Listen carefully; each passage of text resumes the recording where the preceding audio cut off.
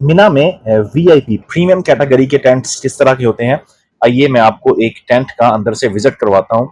मिना के जो VIP tents होते हैं उनकी दीवारें लकड़ी की बनाई जाती हैं, लकड़ी की पार्टीशन होती है।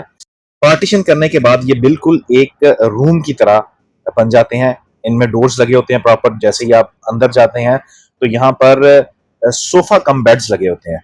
अगर आपने बैठना है तो आप इसको एज अ सोफा यूज कर सकते हैं, लेकिन अगर आपने लेटना है और आपका सोने का मूड है तो आप इसको अपना बेड भी बना सकते हैं, जैसा कि मैंने वीडियो में एक बेड आपको बना के दिखाया है।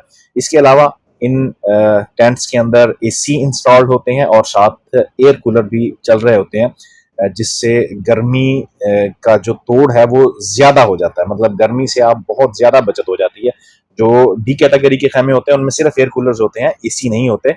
प्रीमियम कैटेगरी को मुख्तलिफ ही ये चीज करती है कि इनमें एसी इंस्टॉल्ड होते हैं।